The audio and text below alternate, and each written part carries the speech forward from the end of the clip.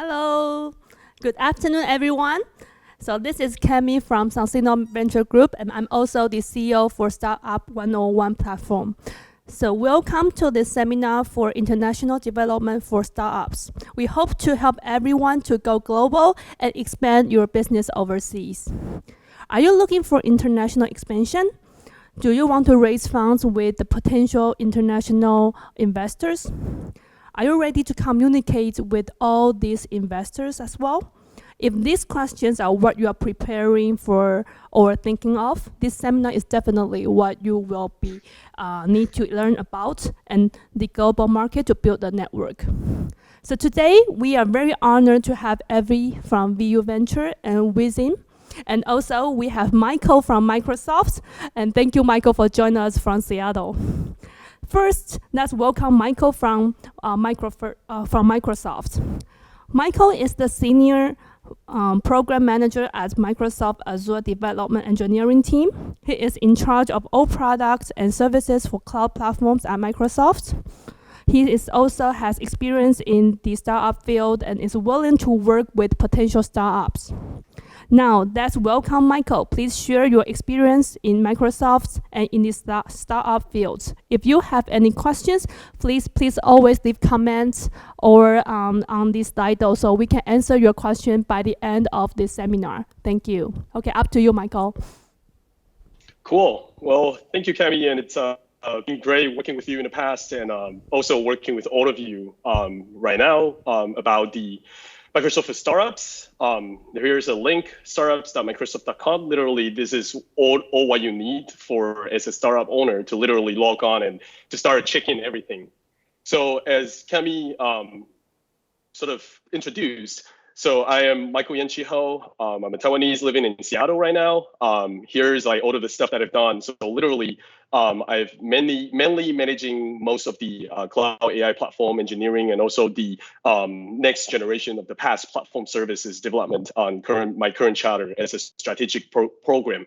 And I used to manage Linux and OSS at Microsoft Corp. I used to manage OSS and also the entire Azure for the Greater China region, and also manage startups and education ecosystems in Taiwan.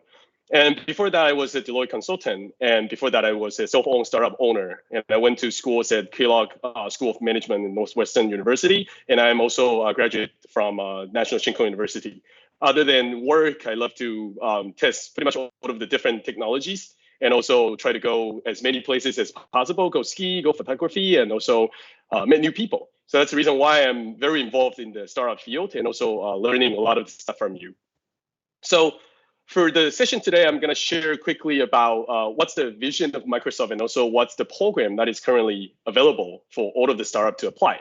And then later on, there's some panel discussions that I'm going to go deep into each of the questions. For example, how to find the right people, what to do to find the right investment, what's Microsoft Ventures idea, like the M12's ideas, and also how we're looking at the different stages of the startups and how we can help the startups to succeed together. So start from the very beginning.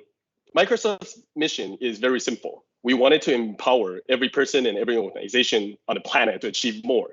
And what that means is we are providing a comprehensive platform, which is the cloud service, and also the technology that supports all of the different individuals and also the different organizations to literally build whatever they wanted to build and enable them to be able to go to the next level with the technology foundation that Microsoft provides. In each of the categories or each of the company stages or each of the technology maturity, we want to be there for you. We wanted to make sure that we are providing you the right information, the right technology, the right platform, and also the right partners, and eventually doing the business right with you together. And that's the ecosystem approach that Microsoft is taking, which is very unique in the industry, where we're literally encouraging you to produce your IP. We're encouraging you to do a lot with your technology on our platform. And also we're encouraging you to go beyond like all of the different borders and have us to give you a push in the back. So for startups, essentially, we provide like everything end to end, from the cloud itself all the way to all of the different capabilities.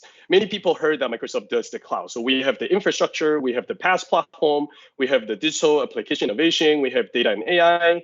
We are also very highly secure on our platform and on our promises.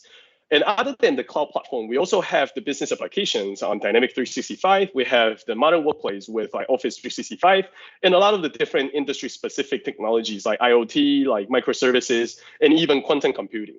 So there's a lot of the different capabilities that you can actually build with Microsoft. And we also have a very sustainable future vision that we wanted to build a future that is sustainable, that is repeatable, that is beneficial for all of the humankind in the universe.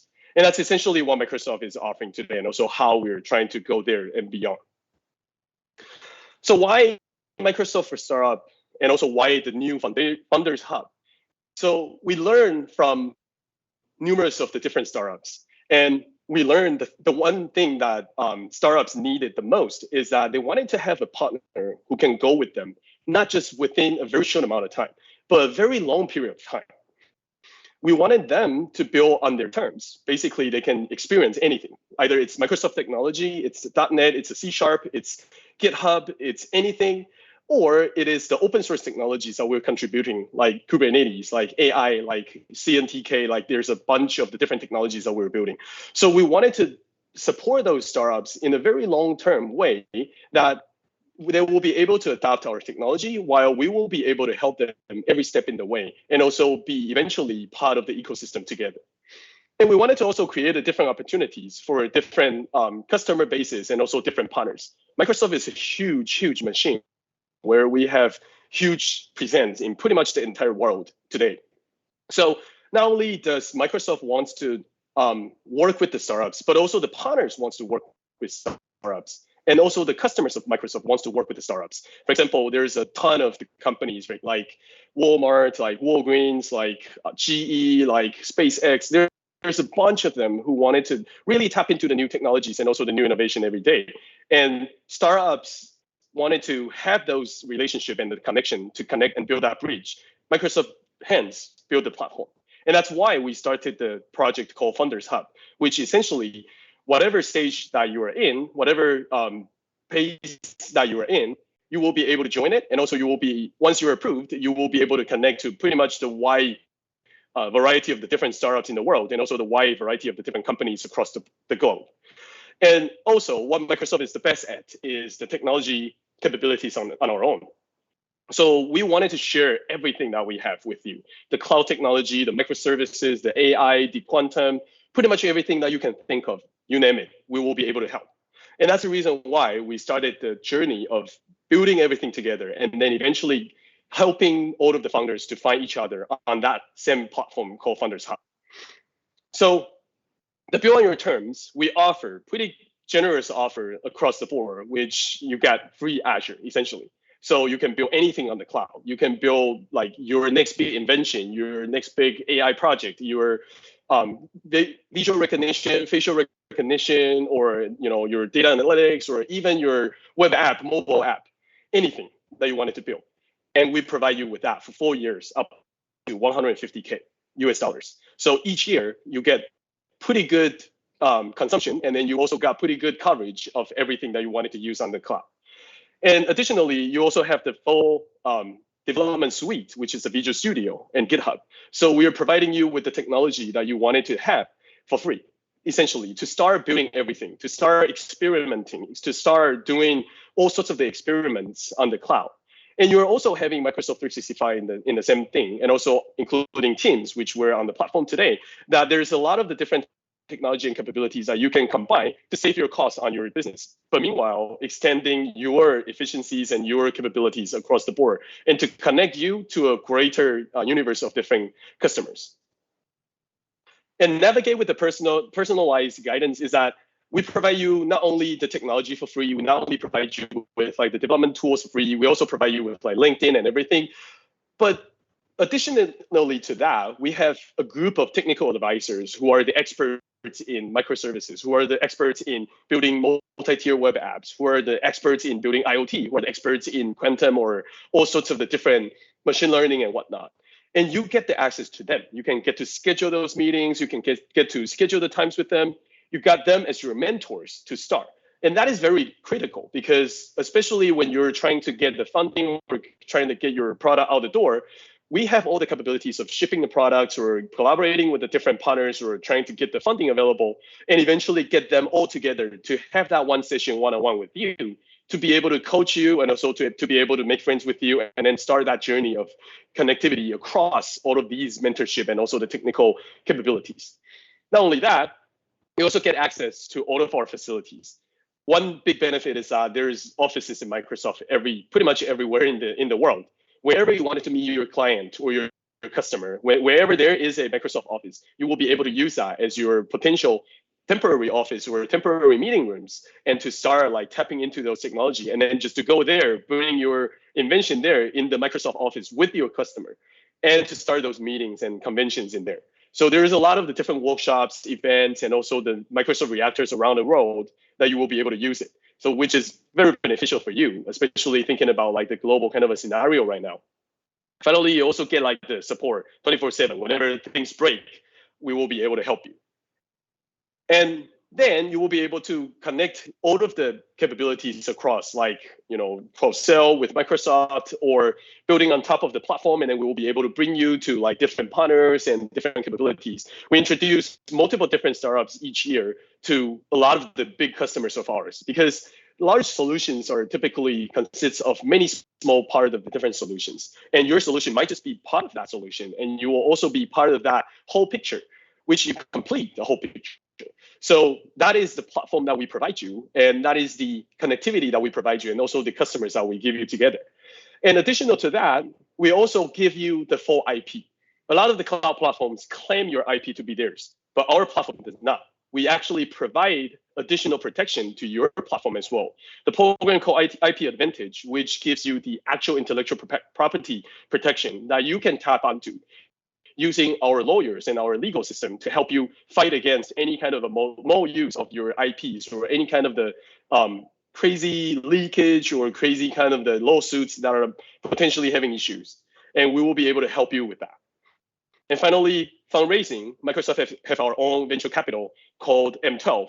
And we start from round A to round C typically. We will also tap into the C round of the startups sometimes. So there are still a lot of the opportunities that can tap into our funding, and also you can tap into our global ecosystem to start your journey from very small all the way to growing very big later on. So essentially, here's like kind of like the quick guides of all of the stuff that we're providing, and also the things that you needed to sort of look at. But essentially, a couple of things to mention here. Microsoft typically looks at companies who are doing software-based parts or services development. And we typically go the B2B or the B2B2C startups. Because the reason why we're doing this is because we have the most strength in this area, because Microsoft typically goes to B2B the most. We typically don't just go to the consumers, except Xbox or except like some of the consumer products like Surface or some other stuff like we make. But mainly our main topic and also our main strength lies on the entire B2B market. So there's a lot of the global enterprises that are relying on us and also relying on you potentially to start building your next big thing. And your startup must be privately held, pre-seed, all the way to like A to C. If you're IPO, congratulations, you're doing well. So you probably don't need that much from Microsoft, but we still love to partner up with you on potential collaborations or the potential discussions on later on stages. And we are also wanting to collaborate with all of you, except for if you're an educational institution, because there are other programs for that, which are even more beneficial to it, or even governmental entity, that is a different category as well, or a personal blog or a dev shop, like a one-person mom and pop shop, or if you're doing like Bitcoin mining or something, which is not something that we typically do because we need to follow all of the global guidances and also the global requirements. So essentially, that's everything. In the program in the show that we can do. There's a lot more that we will be sharing with you, and there will be a lot of the case studies we'll be discussing with Kami, also with Andy, in the overall panel discussion later on. So with that said, it's pretty simple for you to start like literally thinking about it and to really jump on. So just go on to startups.microsoft.com, start exploring the tools and all of that capabilities, enrolling today, and let us know how you think, and also what is the kind of the current challenges and the blockers that you're facing. And I'm definitely happy to help you. I'm currently working on the top of the past platform and also the past development platform and everything. So anything that you wanted to understand there, I'm definitely happy to answer your questions on. And I look forward to join the panel discussions. So here's my quick 15-minute sort of the pitch here to all of you. And thank you. Looking forward to the panel discussion soon. And looking forward to also you joining us in the big ecosystem to work together. So that's everything that we have. And I will jump in back to Kemi. Thank you, Michael. Thank you for the great sharing. So now let's welcome Evie. So Evie specializes in strategy and business development in the consumer and healthcare industries across Greater China and Asian countries for over 7 years. She's also an enthusiastic early-stage startup investor with strong cross-cultural communication and interpersonal skills. So now, Evie, please share your startup experiences and maybe some of your investor experience with us. Thank you. Hello, everyone. Good afternoon here. I'm Evie Chang, and thank you for having me, Kemi. And it's like a great honor to be here and sharing my experience. So I will start my sharing with a little bit of my background. Actually, I'm half Taiwanese, half Indonesia. As per Kemi said, I used to work in China and Southeast Asia. But I think what defined me the most is actually the cross-border growing experience and the culture that I learned from each country. So that's why by born, I actually define myself as a regional talent. So I also want to do the project here and there and learn more in Southeast Asia. So my previous job was an investor. And no, actually my current job is an investor. My previous job is actually the management consultant. So by then I just learned that, okay, what is the go-to-market strategy? I see a lot of startup or even like SME, they try to expand their business to Southeast Asia, but they definitely see some challenge or there are some like a hiccup or pitfall that commonly fall into. So today I would like to share a bit of my observation with you that what is the common challenge people feel and what are the solutions for that. And actually, other than that, I'm proudly said I'm the board member of the Growing Tech in Vietnam. So along with my founder's role, I actually joined them and trying to encourage more female in the tech world. And if you have any interest in that and want to kind of join us in that, just feel free to contact me. So next, let me share my journey with you. So actually, I was a management consultant, per I said, and there's one day that I realized that actually, I just don't want to build a beautiful deck anymore. I think that planning is fun. Being the big corporate working for the big name is amazing. You have a ton of resources, but actually, I really want to get my hand dirty, and I really want to start building something with a team that day to day. So that's why I got a chance to join a venture builder in Vietnam, and I become the 5th MD of this premium tutor platform, which is not exist anymore. But by then, I realized that, hey, there is actually a big gap between the kind of like a professional high-end manager to the founder. Because from the manager, you're actually easy to just plan thing and you don't care about the execution. You just think that, yeah, it's just like that. Everything is that easy. You just change one number on your deck and then the whole model, the whole number will be different. But when you be a founder, especially in the emerging market, you will understand that actually there are lots of things that you never learned before. For example, that by the time I joined the team, we only have 2 months run rate. And my job is I could start fundraising and start like a profiting from the team. And I just reviewing my cash flow and realize that, hey, there are tons of money outside there, just like where we cannot collect back. So I asked my team, what's going on there and what happened there? And it's like, yeah, common in Southeast Asia, people only pay you like on time, like probably 50% of them. Other than that, people are just like, don't want to pay, or just cannot pay, or just don't want to pay, this and that. And these are the experience that you only learn it when you be in that position, and you realize that, hey, actually, there are lots of operation detail that you never imagined before. Hence, when I take off from the founder role and become an investor, I'm more like thinking as a founder. So lots of founders said, hey, Evie, I find that you are more like a friend than just like a spiky VC. Because I do think it is very key to have this kind of experience. You bring the team and you lead the team, you understand their challenge. So in here, I want to share a bit more like a personal story with you that I grow in Southeast Asia. Hopefully that might help you a bit. So starting from it, actually, we talk about talent in Southeast Asia market. And look at this picture. So for the Taiwanese audience, you might understand that. And you might able to guess when it is. Yes, it is the Dragon Boat Festival. But actually, yeah, even in Vietnam, they all celebrate Dragon Boat Festival. They share the same culture with us. But they don't know we do have the tradition for like standing the egg. So it is a very fun that when I join the team, I try to deeply engage with them, not only on the professional wise, I share my experience, my soul with the team, growing with the family. Other than that, I actually share their culture. So they teach me a lot, just how they behave locally. And I teach them that what is the traditional Taiwanese culture. So we all have fun with some egg broken, but you know, who cares? And now, I want to share a bit more like my observation, how you make the first step into Southeast Asia. It's a bit different from you moving to the mature market. Because actually in Southeast Asia market, there are something that actually is super advanced. Like you can see the same thing in maybe China or US or even in Europe. But also there's a gap, that's something that really behind it. So there's a very mixed market that sometimes you will get a weird sense of, am I actually in the mature market or am I actually in the emerging market? But the key is that you really need to be there and feel the market so you know that how they behave. Next. Hey. Okay.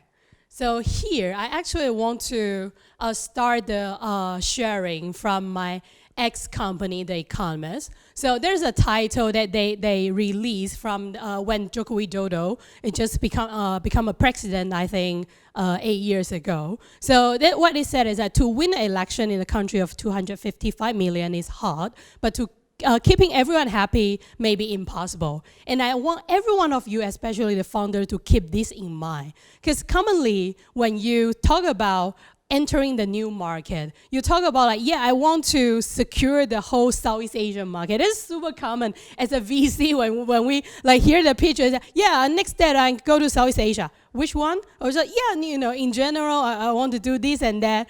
And I was like, okay.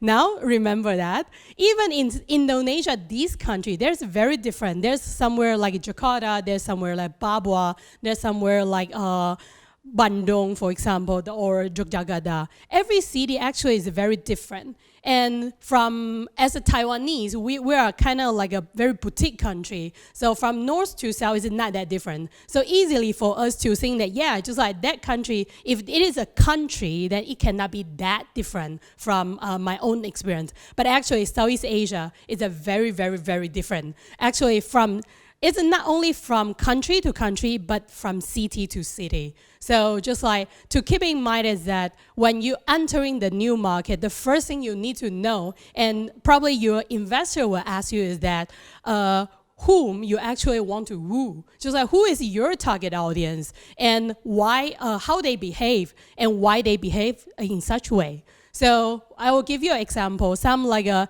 electronic vehicle founder come to me saying that, hey, I see Vietnam, they have a lot of like people using motorbike. They actually probably are one of the biggest population that are driving motorbike in Southeast Asia other than Indonesia. I really want to develop my service there and I want to expand my market there. I was ask them, do you know that why they ride the motorbike? Do you know what is the average distance they use a motorbike? What is the scenario, in what circumstance they use that? Actually, if you actually live in there and really feel the market, you will know that lots of people actually, they live in a really remote area and they ride the motorbike to the city. And it's difficult to park this bike in the city because you need to park in the paid parking lot. or your motorbike might get stolen. So if you provide a solution saying that you rent the bike and from your home to your office, it doesn't make sense because it might take like 1 hour for them to ride from home to the office, and that will be really pricey. But if you tell them, hey, if I will give you some like a shuttle service, point to point from A to B, it's just within the city, you don't need to worry about parking there, worry about your motorbike got stolen, then people will be interested. So with this story that you understand that when you observe one market, you really need to have the target audience and really narrow down, zoom in to their daily life and understand the reason behind why they actually behave in such a way. Because sometimes that people in different countries might behave, might have the same behavior, but they have a totally different reason behind. So it's important that for our startup, especially those who has success in Taiwan, you might think that, yeah, it might not be that different from Taiwan to Southeast Asia, given that we're in the one, like a minus of plus 1 time zone. So just we are like a similarity between our culture, but actually there's a big difference there. Next. Okay, next, I think that there's my personal learning is that to confront or not to confront. Because that when you expand to the market, right, so you will engage with a different stakeholder, sometimes that come from different culture. So even in Southeast Asia, it's very different. For example, in Vietnam, actually people are more direct. So just like you really need to confront your boss, your partner, or even your staff. There was one time that my staff actually, on average, they are like 25 years old, but they just like ask for the strike and really complain about how poor my management skill is. And then just like you really need to have a board to sit in the room and just like confront them. I think that is one thing that as a Taiwanese, we are not that used to do. Because that we are really living the polite or, just like gentle environment that we try to say things gently, but sometimes in some environment or in some occasion, you actually really need to confront them and just like to make your point. But sometimes on contrast that, or if you were in Indonesia or Thailand, actually you cannot do that. Because that sometimes that if they even behave poorly, that you need to say that nicely in private. There's no way that you can confront them in public and make them feel that really losing a face or, just like make them feel humiliated in public or feel ashamed. And that will be really key when you build a company culture. You need to understand what is the culture structure in this market, how most of the people behave, and you adjust accordingly, minor adjustment, but not really a big adjustment. So one thing I will actually share is that when you go to the market, you can be the minority in the market. For example, in my old company, I'm the only Taiwanese in the team. Of my team member, actually, even my VP, he is a Vietnamese. So just like I force myself to really learn into their culture and understand actually how they behave. Next, seniority. And there's one thing that I actually like to highlight is that even in Asian country, just like each market have a very different behavior. For example, in Japan, there's no way you can just tell your boss that no, you are doing the really stupid thing. You'll probably just follow and just like say something bad on their back, but actually it's not really helpful for the startup. And I learned that personally, and when I built my team actually in Vietnam, I understand seniority actually is very important part in their culture. For example, in Vietnamese, actually people address people like an older brother, older sister, and a younger brother and sister. So just like by addressing the person, you already set up the title and seniority. So you know that, okay, she is the older sister. So whatever she said, I respect her. But actually, it can be dangerous things for a startup because we don't have the room for ambiguity or just being polite because we have very limited resources and limited time to build something. So by then, I actually trained my team. Hey, forget about that seniority thing. Just call everyone their names. So at the beginning, there is like a big shock, the culture shock for my whole team. They think that I'm the craziest person they ever met because I changed their talking behavior, communication custom.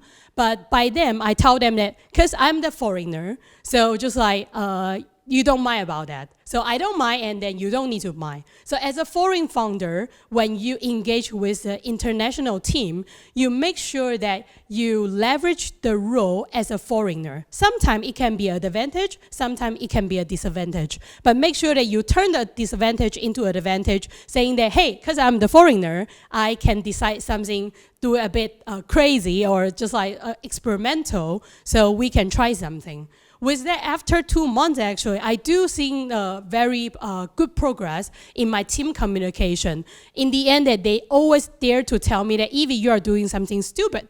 And I really appreciate that because I know that I'm not the one in the first line that dealing with a customer or dealing with a partner. They are the one. So if they don't tell me the detail, they don't fill me the detail, then I would definitely make the wrong decision. And that is something that I really appreciate, and I think it's good to try when you actually work with an international team. Actually, talking about capital, right? So when I started the company as a company founder, we start fundraising, and you definitely met various type of investor. Sometimes that they are just a one-man show in the emerging market, and they are relatively junior. So sometimes that you might not get much from them, but they are very judgmental or just I tell you this and that, but they're actually not the one being like a first hand in the operation. So when you fundraise, I think the first thing is that you really need to know what is your business, and you need to have the confidence in your mind that I'm doing the right thing. Not let the investor actually lead you to going this and that, because you will definitely get a tons of comments from the investor saying that, hey, I think that maybe why don't you do this? Why don't you do that? But it's just like you need to know that what you're doing, there's a one key thing. And second thing is that to right balance on the strategic and the financial investor. Sometimes, especially in the early stage, you might need the money just to grow, right? So sometimes if someone can offer you money, that is just already very good.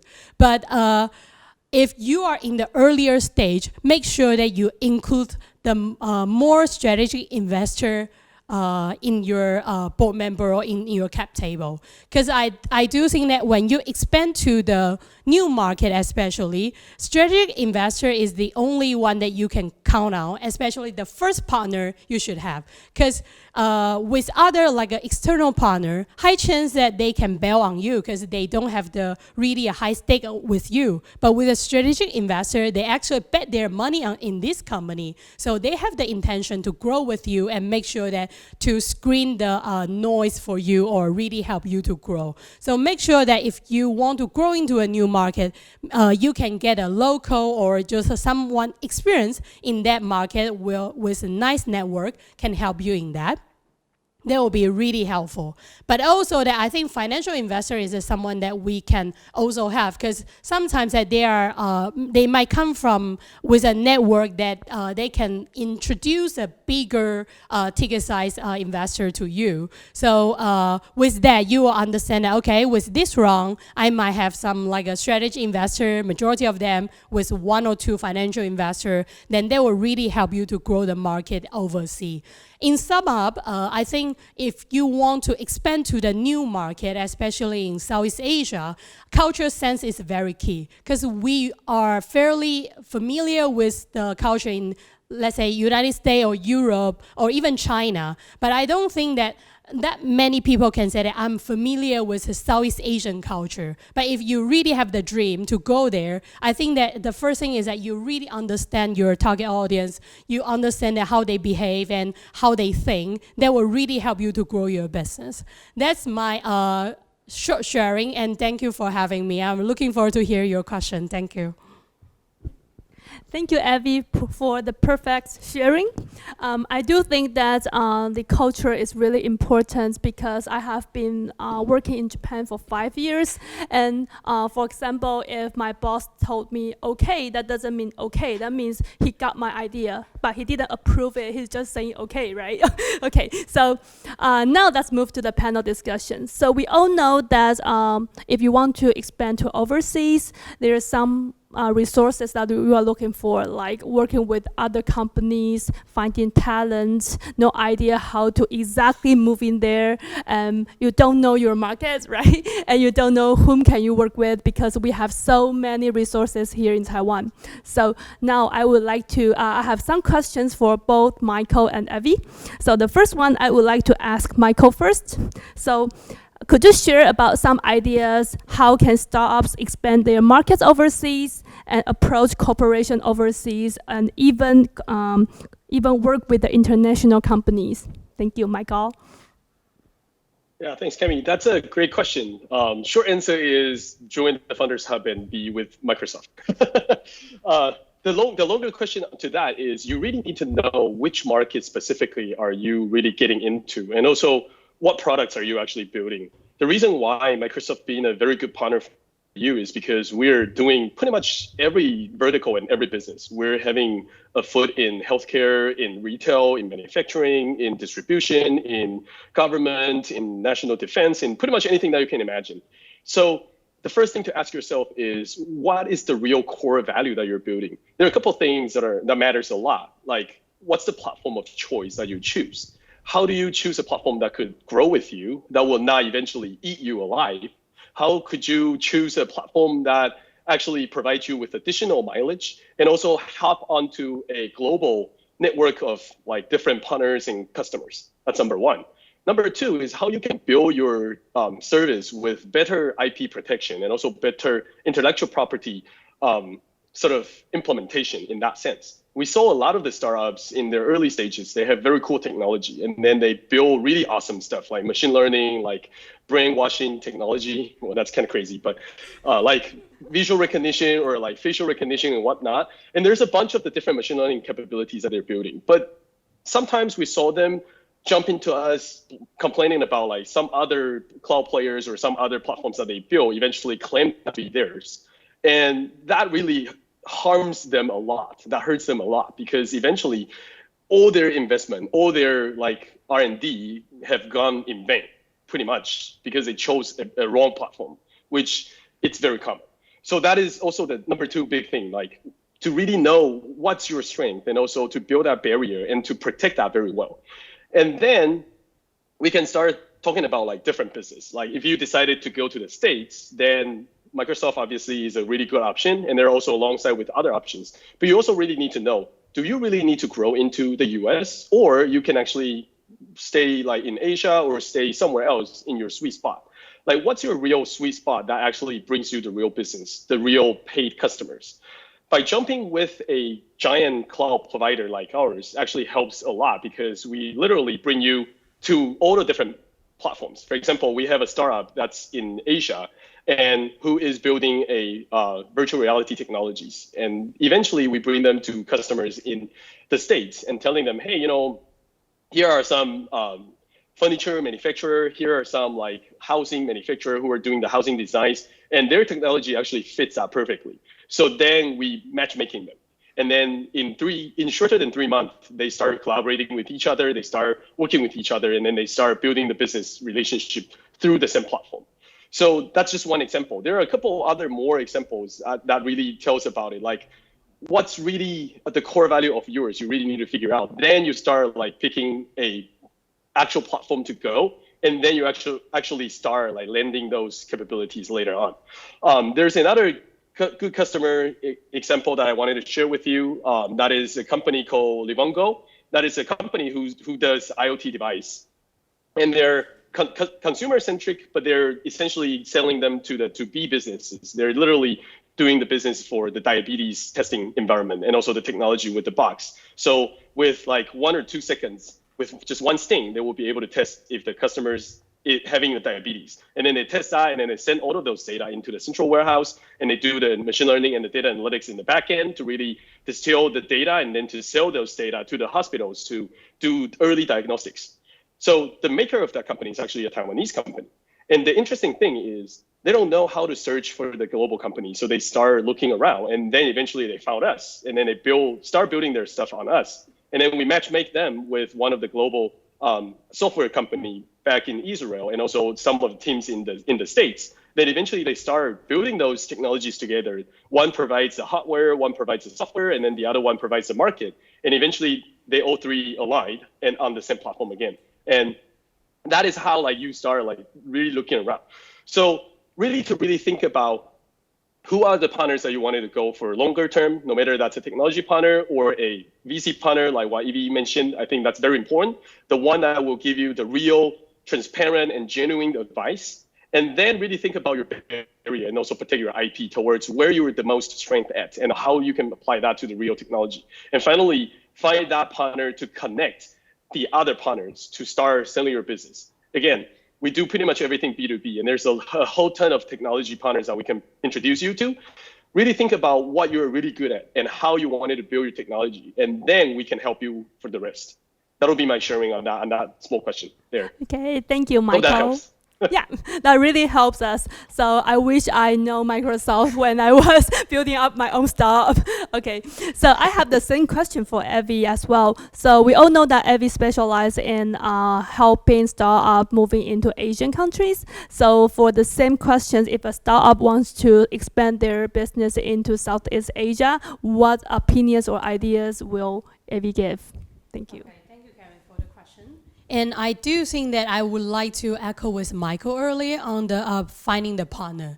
Because easily, Taiwanese company can be strong in one part of the solution. Sometimes can be software, sometimes can be hardware, and sometimes can be the total solution.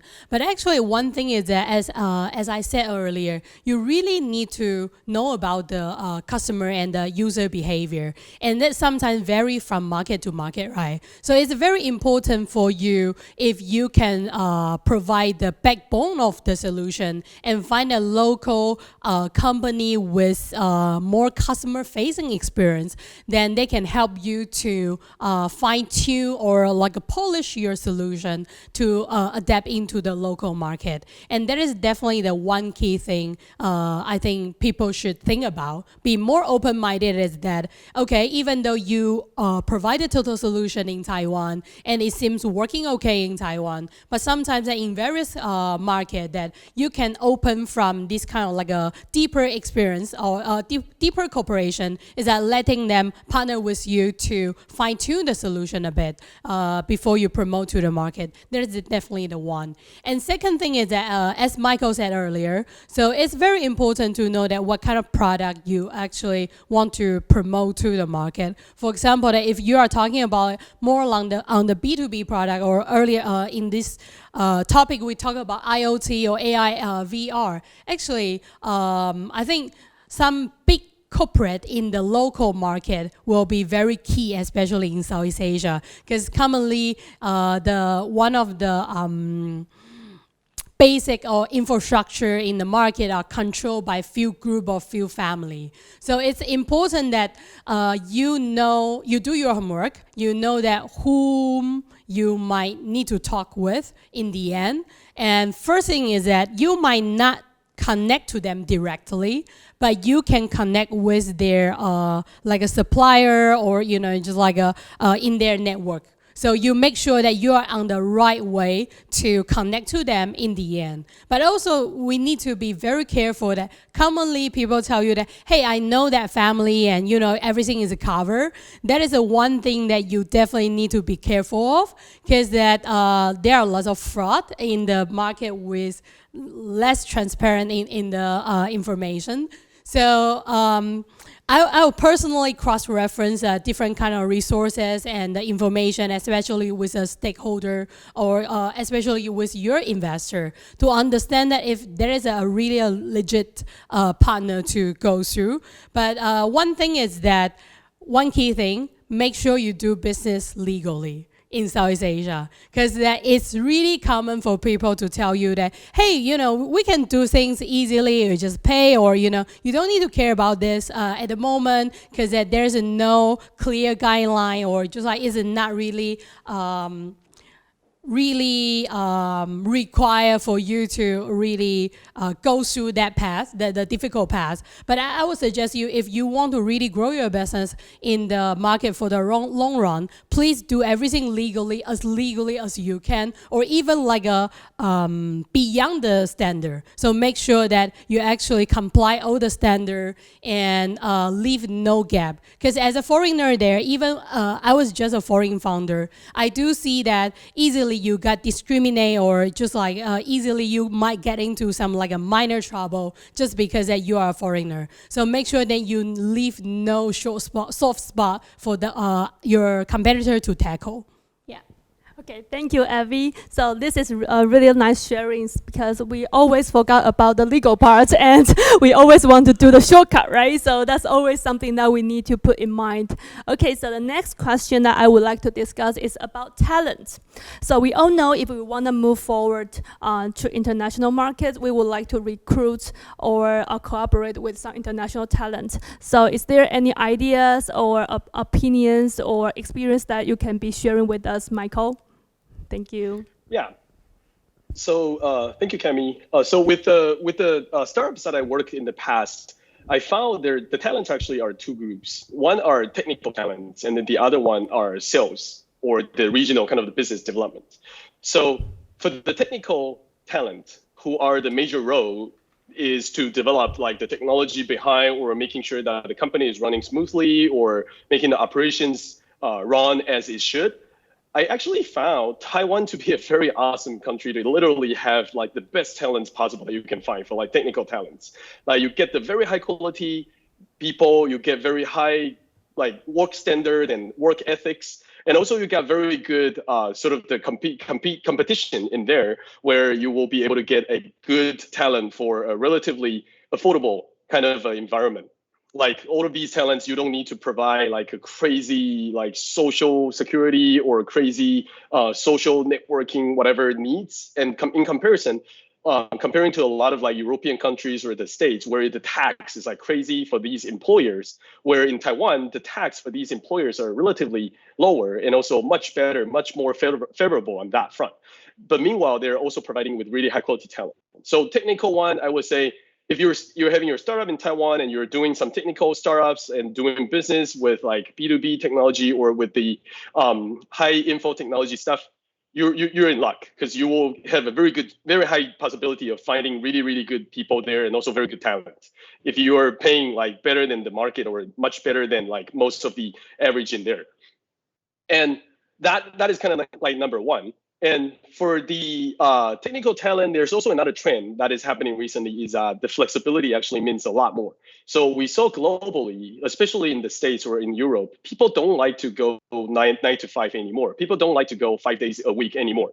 People actually want more flexibility. So you actually are seeing a lot more people who want to work for like probably 3 days a week or 2 days a week, but they're still able to deliver pretty good quality of work. But the thing is, you really need to be sure on setting clear KPI and deliverables towards what you really wanted to build and who you really wanted to hire on that front. For example, sometimes you might want to have an architect who knows how to manipulate, or who knows how to operate on a very large, complex systems. Then those talents might be very difficult to find. But if you're willing to sacrifice a little bit on like, hey, I have to see you in the office, versus, hey, I give you flexibility, but can you work on this for part-time for like 2 days or 3 days a row? That might actually work out, because we see a lot more people who are actually keen in doing that, especially the people in the States or the people in Europe. They're happening like more and more frequently nowadays. So that's kind of like the technical talent there. And there are also several hubs in there that are very very popular for people to go hire technical talents, like hubs in Berlin, in Germany, Barcelona, Dublin, Estonia. they're all having very good talents, and their rules and regulations and also the tax requirement for the employer are actually much favorable comparing to the other places of the world. And if you're going to the States to hire the talent, of course, that's doable. But you are also likely going to face a very fierce competition, competing against like huge companies like Microsoft, Google, Facebook, and whatnot, where you will have to eventually raise your salary to a pretty crazy amount, like $200,000 a year or something like that for just one employee. Comparing, you might be able to get like much better like deal in Barcelona or somewhere else. So it really depends on like what you wanted to do. So in terms of technical, I think that's kind of like the number one thing there.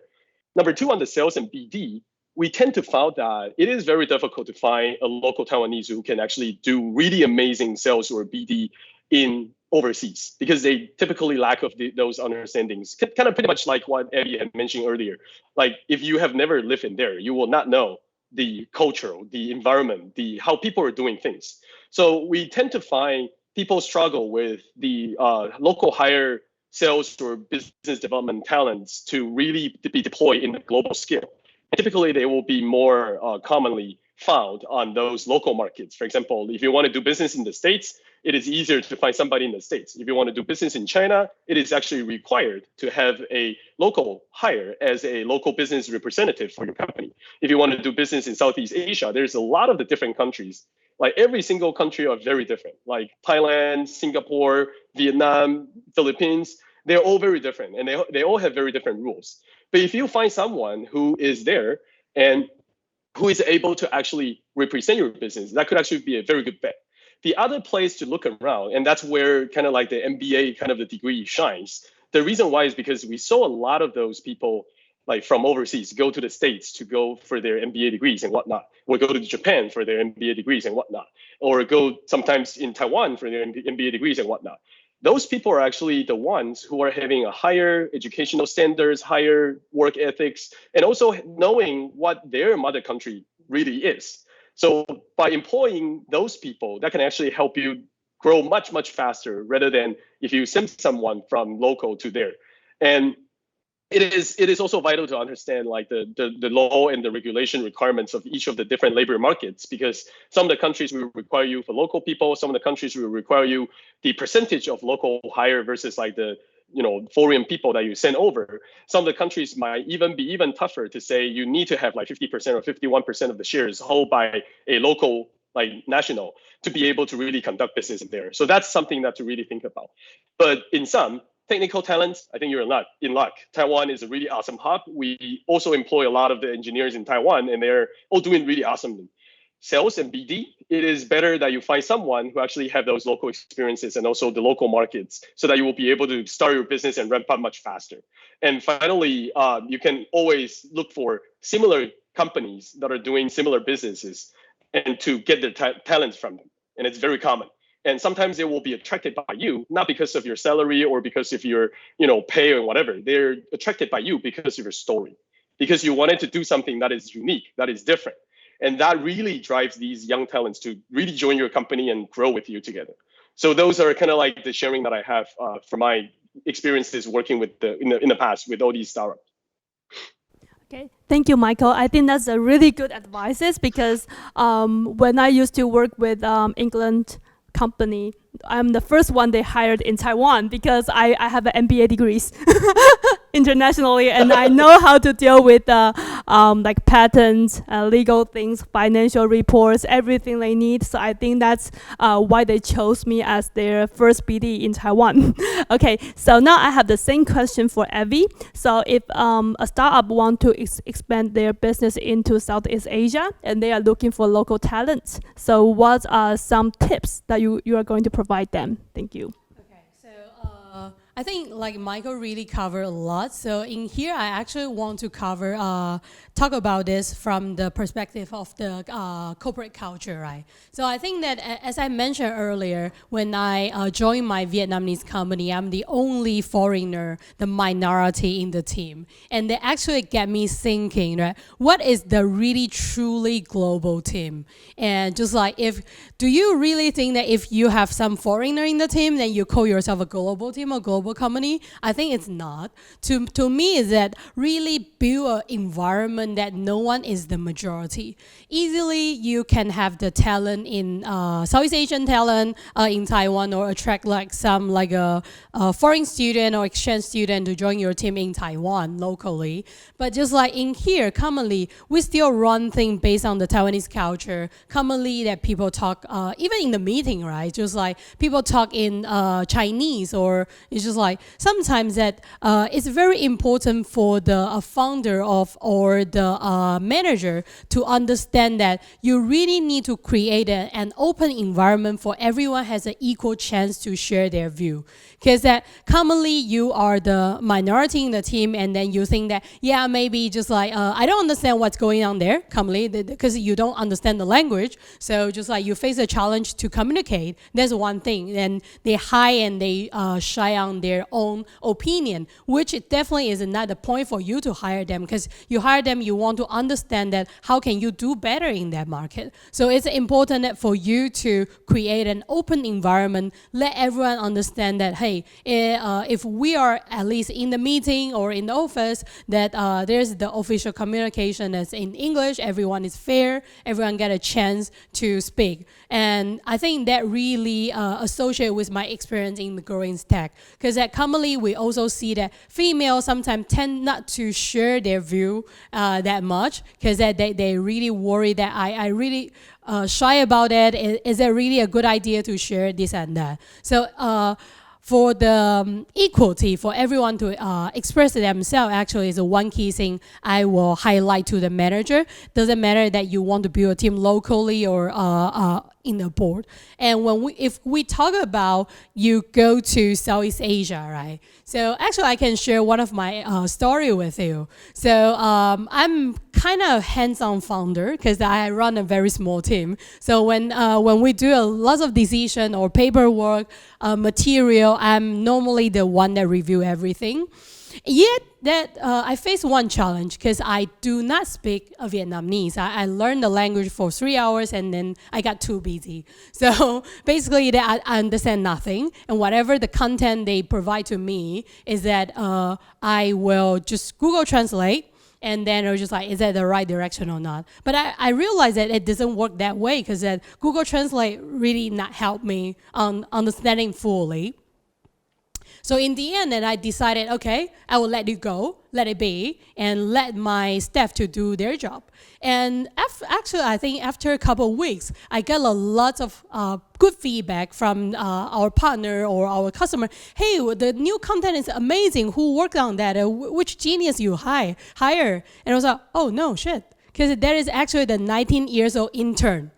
Because that he is the one that knowing the market and knowing the how to talk to the target audience. So the point in here is that as a boss, if you run a company in the foreign land, right? So try not to overstep in your daily operation of your staff. Because that I think that you need to trust them. They know their job and they know how to communicate or how to do their job better, way better than you. So just with them, you just need to really observe and tell them the guideline. Leave the operation part to you. Sometimes that the result might surprise you a lot. They're saying, hey, just like even when you really step in, the result might not be that positive. But when you hands-on, you'll realize that actually those young talent in Southeast Asia, they are fairly creative and they can really help you on growing your business locally. Yeah.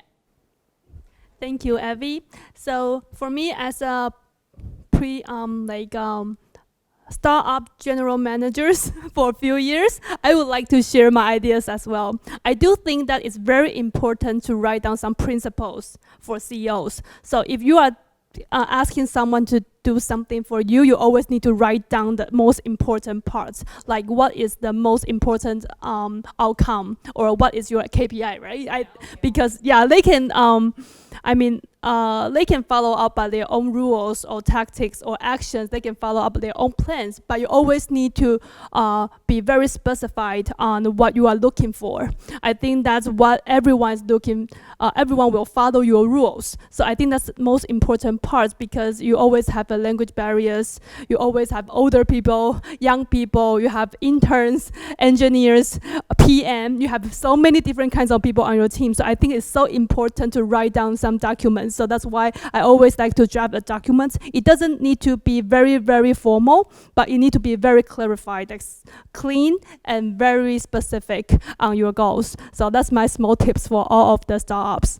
Okay, so next I would like to ask both of you to share about some experience on if Microsoft is selecting a team or selecting a startup to join your program, what kind of characteristics are you looking for? What kinds of the traits that you are looking for to join your program? So Michael, please share with us. Thank you. Yeah, thank you, Kemi. So that's a great question, and also wanted to echo with your experience previously on that talent. I think it's very important also to get that clarity and also get everything straight. I truly admire that, and also the diversity point that Evie mentioned. I think that's awesome. So the selection criteria for a startup to be in the ecosystem for Microsoft. So Microsoft is a company who mainly does technology and who mainly does B2B or B2B2C kind of a business, meaning that we are often the supplier in the back. We are often the supplier to the major enterprises. We're mostly providing the enterprise software, the enterprise platforms, and the enterprise technologies for enterprises. And that also equals to the startups that we choose are typically the companies who are doing the B2B businesses and also the companies who are developing technologies as well. Typically, we choose those startups from early stages, like all the way from the seed round, all the way to round A, to round B, to round C, and almost to like some in later stages, like round D or round E, but that's very rare. Typically, it starts from the seed round all the way to round C. And the reason why is because we found these startups are typically needing some guidance, needing some help, needing some channel support, needing some funding support, needing some technology support. And these startups are typically in the area for like AI or for cloud infrastructure, for IoT, for quantum, for enterprise software. And it might be very difficult for them to kickstart unless the founder or the investors are involved in those companies in the past. For example, like someone had worked in like Microsoft or PayPal or like Facebook and whatever in the past, or in GE in the past, and then successfully connect that business. Otherwise, we found it to be very challenging for the startup to really find that first paid customer, especially in the early stages. So it is vital to really treat your first paid customer well. And that's also how Microsoft help, because we will help you to matchmake on the startups with those enterprises who are willing to open the doors. For example, we work closely with Wells Fargo, we work closely with Walmart, Walgreens, or Albertsons. They're constantly looking for like new technology. And then we provide a pool of the different partners together who are building the platform and technology on Azure or on Microsoft platforms. And then we connect them with these mentors or with these business units to start testing out their hypotheses and also their ideas to see if that works. Most of the time, it might not work, but sometimes it worked. And then eventually that became their biggest paid customer. And that is kind of like the selection criteria. And Microsoft is also pretty unique is that we don't really look at startups for profitability. We look at the startups for the future trajectory, for the future of the business, for the future of the markets. For example, we invested in a lot of the things that are not going to give us like pretty returns in like 1 or 2 years. We're looking into like 5 years, 10 years. Like eventually that's something that would change the world in that spectrum. Like some of the startups we did, for example, like VoiceIt. It's a company who does speech recognition for the very non-standard speech, and specifically for the physically impaired speakers, for people who are having hard time speaking, or for people who are having hard time really talk about their ideas or their thinking. We start with some experiments in the early stages with like Dr. Hawking and also a lot of the different like physically impaired person to really understand how a person could really elaborate themselves in a more technological way without really the need of being able to speak, because that's they're impaired. So that company specifically specialized in that. And then they started trying to get these people who are having like post-war syndromes or having like scars on their voice or having like some issues and whatnot to be able to start using technology to recognize what they're talking about and also understanding what their idea is. That is a market that's not going to give us like any return pretty much in the very short amount of time. But in the longer run, that's actually beneficial for the humankind. And that is what we believe the technology should be. And then they start integrating those technology with Teams, they start integrating the technology with Office, they start integrating the technology with a bunch of the technology we offer. So then we create a better working space for the physically impaired person in the future. And that company did it because they are able to really do that. So that is an example of the companies who are doing that. And some of the other companies like Air Robotics or like Clear Motion, like Clear Motion is a good example. They're a company who specialize in automotive suspension technology. And they look at the roads and then they give you a better ride. So think about that. That's kind of like an awesome magic carpet that you're flowing on when you're driving a car. You don't need to worry about like the bumpy roads anymore and then you're bumping around constantly. Again, that technology currently is in a very early stage of like getting mature. So it's not going to yield us with any kind of an immediate returns or anything. But we're looking in the future of a autonomous driving world where everybody will be able to enjoy more being a passenger rather than being a driver, and also not being disturbed by all of these crazy loopholes on the road. That is the technology that we look at, and also we invest. So those are the examples of how we choose, and also what are the companies that we're looking at, essentially. Thank you, Michael. So I also have the similar question for Evie. So Evie, if you are investing in a startup, then what is the most important characteristics or like experience that they should have for you to attract you? Got it. And yeah, just like as you know, we are the early stage fund. So both fund I'm in actually is starting from C to pre-A, right? So by that time that easily you don't have much traction. Commonly that sometimes that you met a startup team that they don't even haven't start building their company. It's just an amazing profile and they have a big dream. They want to achieve something.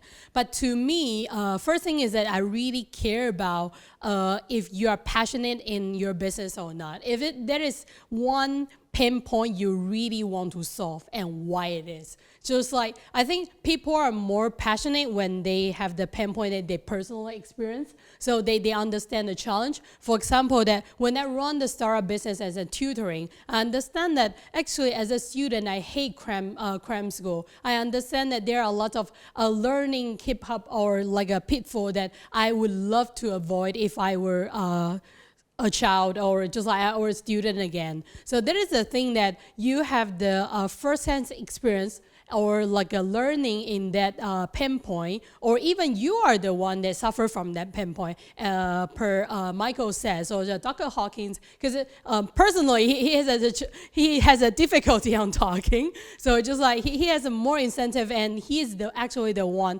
learning and experience and trying the technology itself. So it's very important for the startup team. If you don't have anything, I would love to know how well you know your target audience. What is the problem you try to solve? Do you really understand that why they really have that problem, and how can you do better than the market? Of course, that personally, I have the background on the consumer and just on the healthcare. So I was more focused on these two fields that to see if there is something new solution can improve on the humankind's life. We all have a big dream when we do the venture. We all want to create a better future for ourselves or even our child. For example, that in Vietnam, we do have the startup team that doing the robotic arm for the parallel, and then to help them actually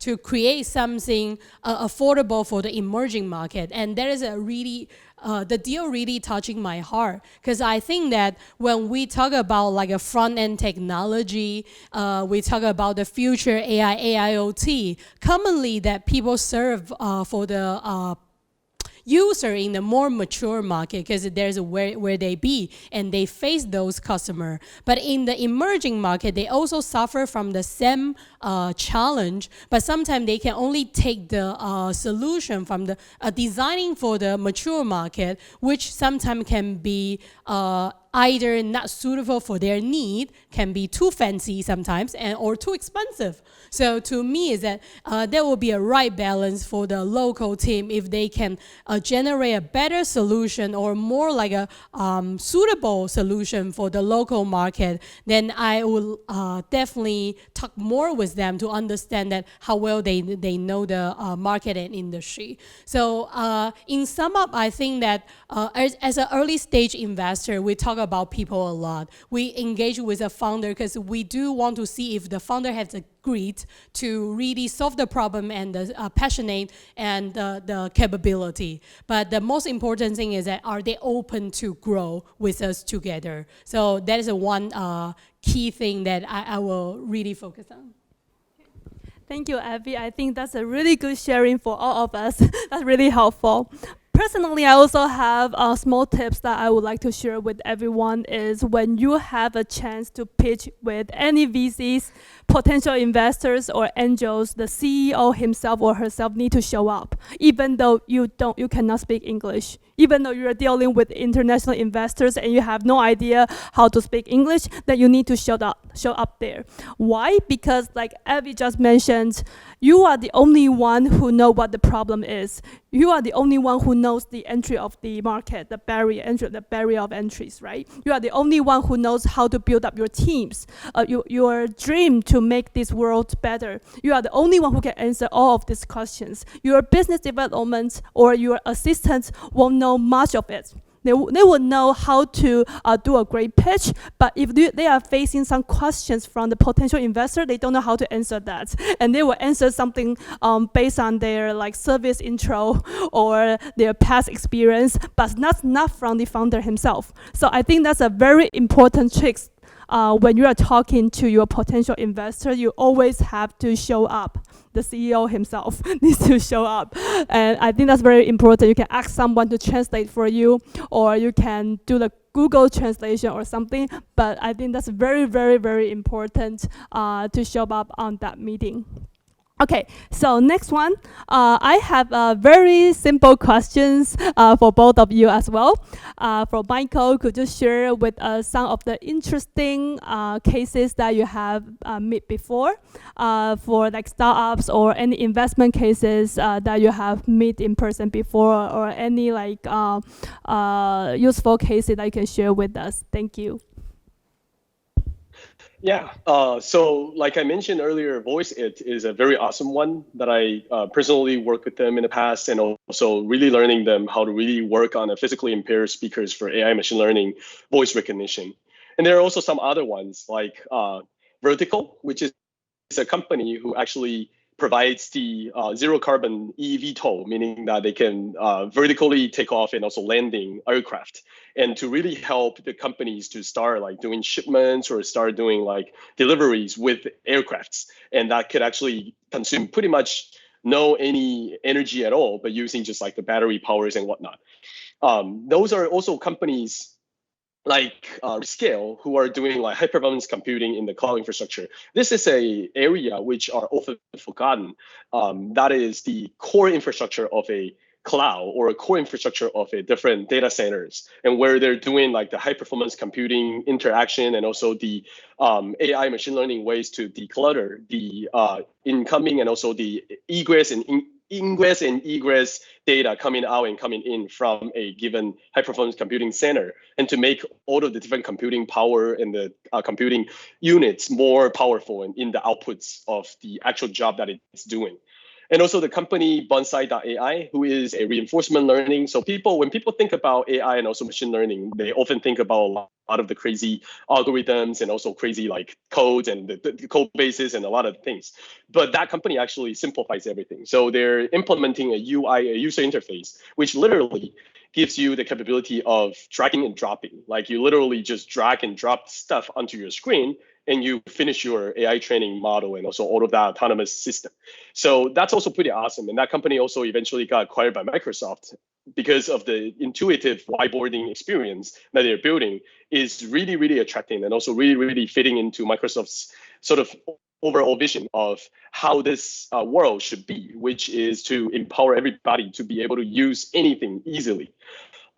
Finally, there's also a company called SideQuantum. They built a pretty awesome digital quantum computing experience for fault-tolerant training. A lot of the people are thinking now in the past they needed to create like a real thing, or they needed to create something in real factor to be able to start testing it out. For example, like a vehicle, or like a manufacturer, or like any goods that they're producing, or even quantum. Now there's the digital twins on the augmented reality, which they're able to really create a digital twins in the simulation world. And by simulating the actual physics in that simulation, before they are able to build a real thing, they can pretty much get like 80%, 90% of the correct results. And then they can implement that in the real manufacturing. So eventually they give customers a lot better and a lot easier investment for their money, and also for their returns when they're doing the real deal, rather than in the past, they need to build a real thing and then they break it, and then they tested it again, and then they break it, and then they tested it again, eventually find the real answer. So with technology, there are pretty much everything that you can build. And we saw so many of these amazing startups that are around here. And also a lot of the Taiwanese startups that are doing amazingly. Like we saw like Alter, Kakafly, Vcool, Huaneng, or MyCoin, or Choco Labs. They're all doing really awesome technology for providing like an e-commerce platform, all the way to the advertising platform, all the way to like the online video editing platform, all the way to crypto wallet, or like online streaming and whatnot. So I would say really with technology, the only barrier is your imagination. Like you could do anything with technology, but you really need to think about like, what's the core thing, like what Evie mentioned, what's the core thing you wanted to solve? What's the real deal that you are so unique to solve that? And what's your solution there that are so special that only you can do it? So these are all the startups that I saw so far. And there's a lot more that I haven't mentioned, but happy to chat more later on as well. Okay, thank you, Michael. That's a really like interesting startups that you shared. And also for Abby, as investors, could you share with us some special cases that you have dealt before? Thank you. Sure. I think that per I mentioned, right? So I have like more like a bigger dream. So when I see the deal that if they have like something good to do for the planet or in the area that I was highly interested.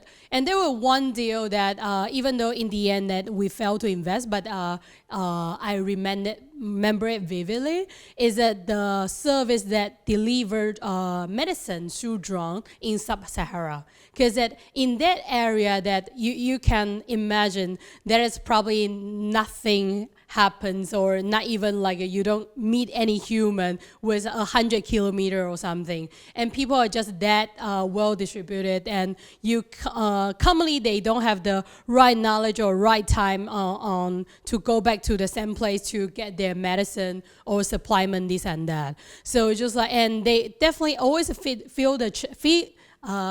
face a challenge to get them right dose on the right time, because that they are just not really centralized in the city, so not easy to monitor, not easy to prescribe, and not need to consult. So with this kind of solution in the emerging market, that they use drone to kind of like flying all the small IVD devices to the area, to the village, and then carry the right thing to them right after they have the data and the diagnostic. That is really meaningful to me, is that even though there is not really the startup, you can scale fast. Unlike a software or program, but you do think that if they can really do well in even just one province in one African country, they actually can have a big impact to the certain people's life. So that is one thing that I want to share. And another one is actually the deal I review in the state. There's like a vertical indoor farm that you can just put the capsule, like an Nespresso thing, into the cabin. And after a week, that you can have the fresh veggie to harvest in your home. So just like, personally, I suffer from the challenge that I don't have the time to go to the grocery all the time, so I normally do it once per week, but I really enjoy the fresh salad and fresh veggie, or just like even just for herb. And that is something, the solution that I think can change the farming industry for the long run, because in the end that people don't need to buy the vegetable or any like a farming product from the grocery. I mean, just like a plantation one. So, and they can actually plant it with the AI solution support, watering, fertilization is all covered. So all you really need to do is put in the capsule and harvest it. And I think there is something that new technology can change people's behavior, or even how the industry work, will be something that I'm really into or interested in.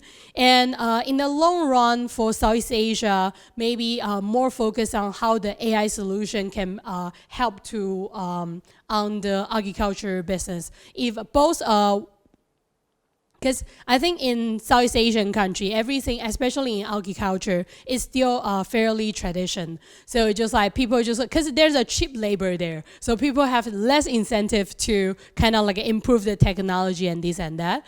But now I do see that in both Vietnam and Thailand, they try to adapt the new technology to enhance and speed up the process to help them to increase the harvest and to increase their income. So with this kind of solution, for example, with a watering, irrigation, and fertilization system in the indoor greenhouse farming, that can help the every farmer increase their unit outcome. That is something that I think suitable for the emerging market. It's not something fancy, but it's definitely something that can help the emerging market to increase their income and all the boost up the industry.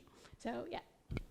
Thank you, Evie. So if you do have more questions for Evie, me, or Michael, please leave your messages or questions on the Slido, so we will be able to answer that later on. And also, personally, I would like to share some about the Startup 101 platform, because we do think that this is a really good platform for you to go global. And so here. Okay, so now here is the Startup 101 platform service intro. So it is backed up from Sasino Venture.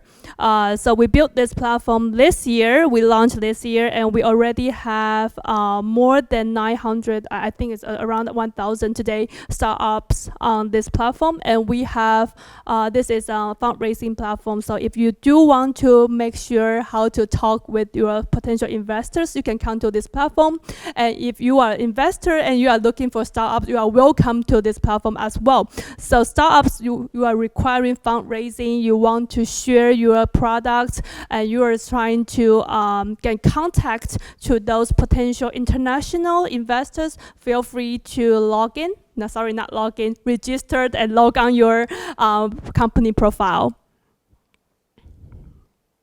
Okay, so in the past, there's nothing that you can do unless you got the contact to the potential angels or investors. The only way you can do is try to get someone to introduce you, join demo day, and try to exchange all your business cards, try to give out most of your business cards, and try to contact them on email, by phone, and then try to provide all of your data or information to the investors. But now with the Startup 101 platform, you can just share all your information on that platform. And also the investor will be able to check all of your informations, including the company infos, including financial status, including how much you are looking for, including what your team, how many people on your team, including like what problem are you solving, what product are you building, this kind of thing. So you didn't need to go back and forth on emails, and that really takes a lot of time, and that really lose the momentum when you are talking with the potential investors. So for Startup 101, we launched from this year in May, and now we are building the English one. So today, I'm announcing that the English platform is up. So if you are looking for international investors, international CVCs, feel free to come up and try to log in both of your Mandarin and English English content on, so the English speakers will be able to read all of yours because they don't read the Mandarin one.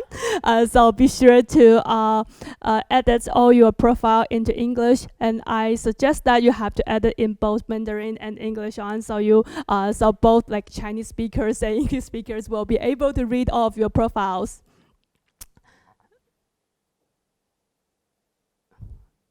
Okay, so for the advantages, we already have more than 25 CVC angels, CVCs on. We have more than 200 angels is very active on this platform. We have more than 1,000 startups on this platform as well. The mainly startups are from Taiwan, but we're expecting some from the Southeast Asia, Japan, Korea, Singapore on this platform as well. We have the investors from all over the world, mainly in Taiwan, but we have some from Japan, Singapore, Hong Kong, and from New York and United Kingdom as well. We do have a lot of international VCs because you all know that VC doesn't care about the nationalities. We care about your products and what problem you solve. So we have more than 10 venture capitals on this platform looking for potential investment as well. We have some VCs from Malaysia, from Vietnam, from Japan, from Taiwan, and also from United States. So in order to put up your info, it's very easy. You just need to log in your management team, your product, some of your brief intro, and then also the company, the benefits, not the benefits, some of your business model, how do you make money, and some of your PowerPoints, your deck, some intro that you would like to share with the potential investors, that you can always put them on this platform, so they will be able to check your infos and you will be able to talk to them directly. So like I just mentioned, it's very easy to registration. You just need to sign up with your emails and you can upload to get exposure, and then you will contact the investor directly. Directly. They are using this platform directly. So you will be able to talk to them, you will be able to contact them, and they will contact you if they are interested in your business. And we have some extra service offer. Feel free to check on our website as well.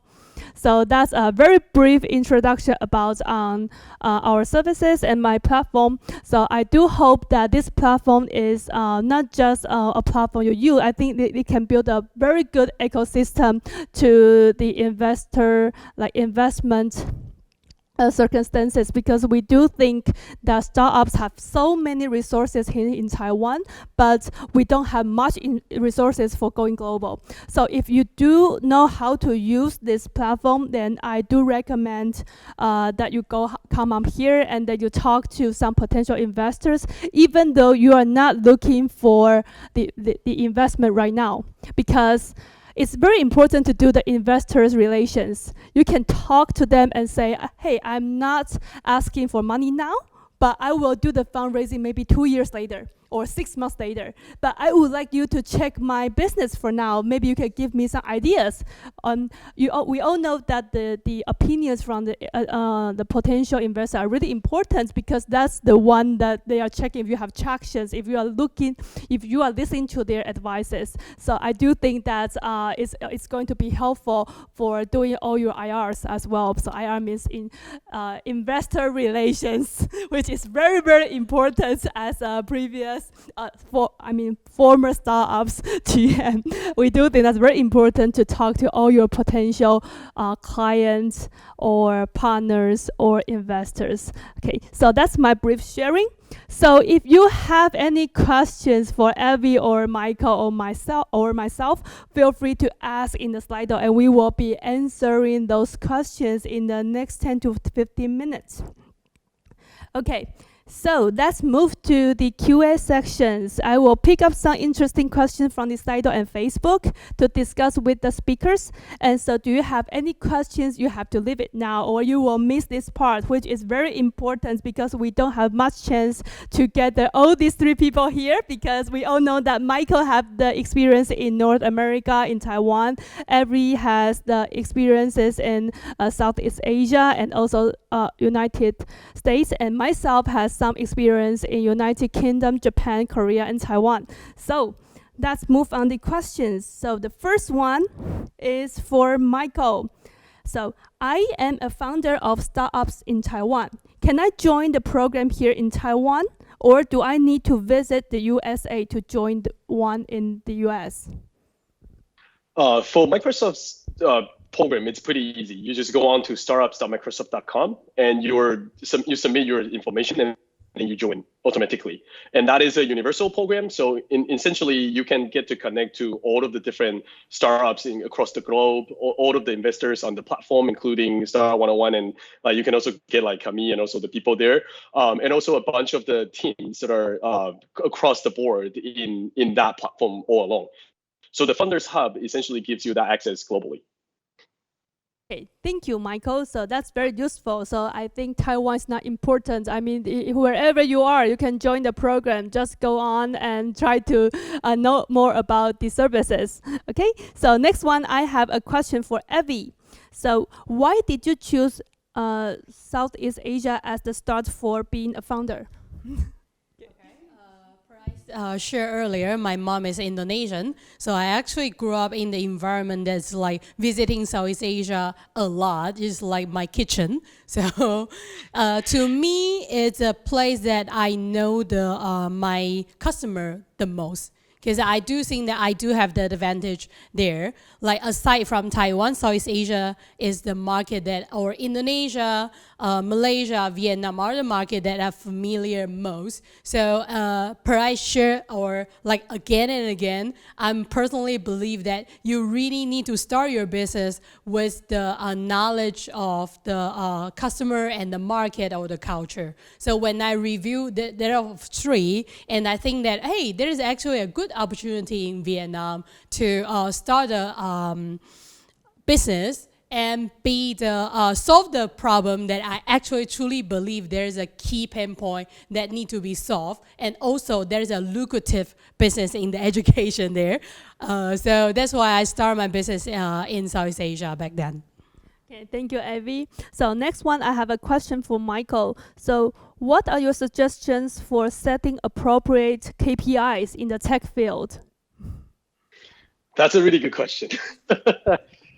Depends on what you really are trying to build. So typically, from my perspective of building our new services, we typically set several KPIs. One is the performance, for sure, like how people are accessing your service, what's the maximum, what's the minimum, what's the limitation, what's the response rate, how are you calculating based upon the requests that you're getting, and also how much of that request is being responded, and also how much of that is dropped. So that's number one.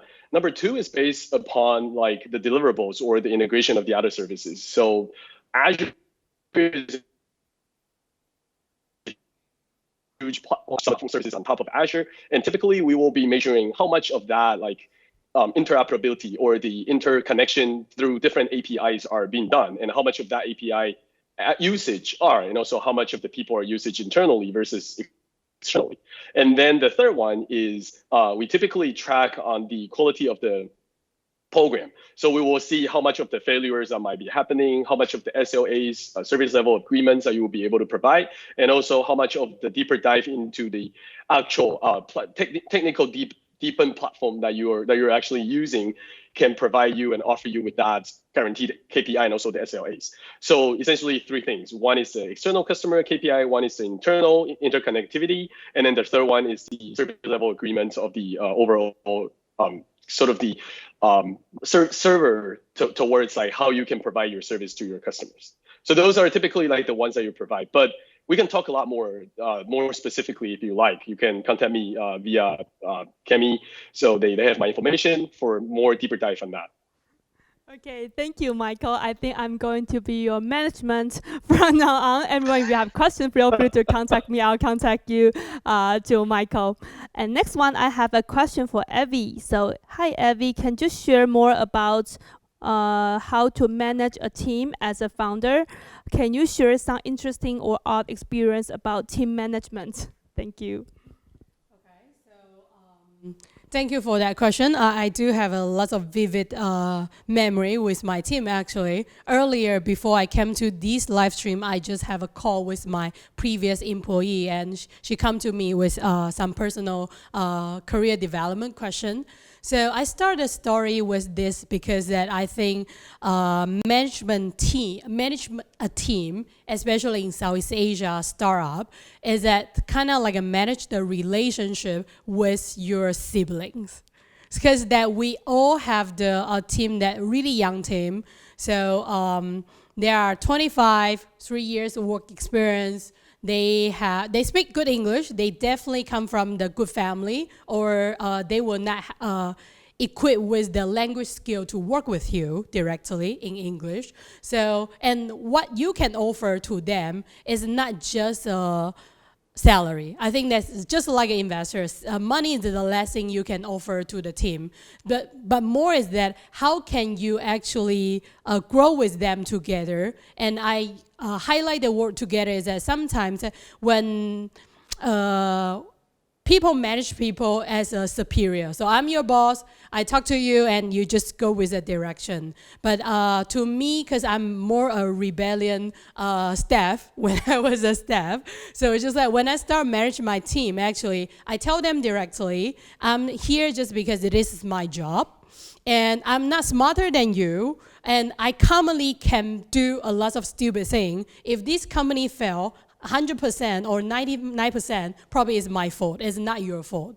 So just like I'm here to learn with you together, and we can grow the team, grow the business together because we all believe in one thing.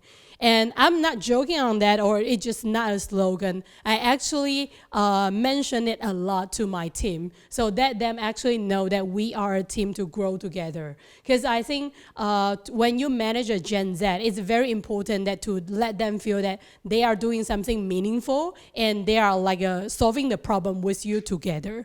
So, and if you start the story with that point, that if you betray your team member, then that become a key issue. So what happened with my team is that we tried to reform all the operation structure, and me and my co-founder didn't really communicate that detail with them because we are under the pressure of our boss saying that, hey, I really want to see the improvement from the revenue. So we didn't really communicate that truly. We're just saying that, hey, this is a new way to do it. And then that become a big issue to the team because they really see us as a team member, and all of a sudden you become a boss, just like, hey, you just do that way. So they are kind of in shock, and they really didn't digest it well. So just like that's why they call for the strike, and they say, no, we don't want to work anymore. Now just like, you need to talk to me. So it's just like, so we call everyone to the meeting room, and just like they start accusing us how bad you are on communicating things, even though that is a really, really suffering experience. As a boss, you sit there and 10 people shouting at you saying that, yeah, you're doing this and that. But I think after that moment, I actually feel I accomplished something because that my team actually dared to talk to me, the truth to me. Of course, that in the end, we all have the emotion on that, and you need to digest that and communicate with them one-on-one to solve their concern or solve their worry, just or some problem they have in their mind. But it's very important that I learned from that experience. You cannot really do things in rush, especially when you run a startup and there's more like a family, because that if you're doing a rush, you didn't communicate well, as Kpis mentioned earlier, you didn't communicate the goal clearly in the end till they really remember that in their mind, then you will not reach the place that you want to reach at the beginning. So in the end that I learned the experience, and now I'm more like a patient founder, and I will tell them, okay, if you don't get it, let's kind of reschedule the timeline. We get an extra meeting, but I'll make sure that you all agree and get on board to us to go to a one direction together. Yeah. Okay, thank you, Abby. I think that's really important to write down the principles, right? I mean, the goal is really important. Like I manage my team, I always need to tell them what my final goal is. So even though they are facing any problems or difficulties, they'll find a way because they need to finish my goal. Sorry, that's very bossy, but I think that's very important tips for all of you. Okay, so next one is for me, actually. So has anyone raised money from this platform? Okay.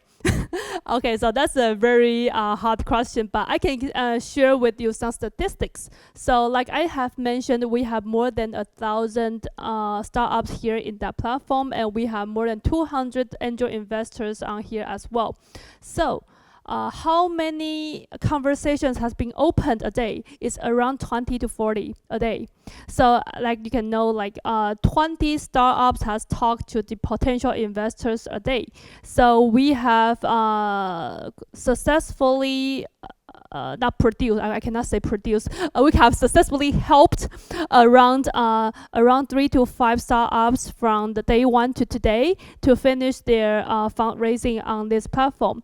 But I have to be very clear about here. This is just a platform for you to get to know your investor. We do not help with all the due diligence or all the financial status here. Okay, so if you do need that help, you have to come to me personally, because I can help you personally, but as a platform, we won't help you on that part. It's just a platform that lets you to talk with the potential investors or even partners here. Okay, so that's for my answer. So the next one is for both of us three. So what are the startup fields that you are most interested in recently? So, Michael, can you go first? What startups that I'm interested in most recently? Like That's fields. a very, very good one. What kinds you of mean like the areas? Yeah, what kinds of fields, like industries? Yeah, I would actually say it will still be the B2B enterprise software field, because the more that I collaborate with all my customers, the deeper that I found there's a lot of the missed opportunities there that haven't been addressed. For example, I think most of you must have experienced that when you're working for a big corporation, there's like millions of systems that you need to be familiar with. And you need to, check in here, you need to, update that there, you need to check in there, you need to use that tool there. And then there's a bunch of the stuff that are just wiggling around everywhere, pretty much. And I found that automation in the modern business is much needed, and using AI to aid your business process is also much needed. And using AI to really sort out the noise is also very much needed. Like, for example, there's a lot of the times when you're collecting an information or you're collecting a questionnaire, there's like some junks or like, some bots that are just answering random questions onto your questionnaire. And you're spending human hours to really go in there and then dig out those stuff and then throw it out and then compile the rest of the data into a real information. But what if an AI backed end could help you with all of that? What if you will be just checking into one system and that system will be able to essentially connect to all of the systems that you're building on? What if you're updating one thing in one place and everything else will follow automatically? I think that is where I see the most values being coming out. And also how that could improve our day-to-day business and also the day-to-day interactions. Because then you don't need to take meeting notes anymore. You use voice recognition, you use like automatic software to take meeting notes. You then send out those meeting like minutes to all of your counterparts right after the meeting's wrapped, using AI to really find out like what's important and what's not.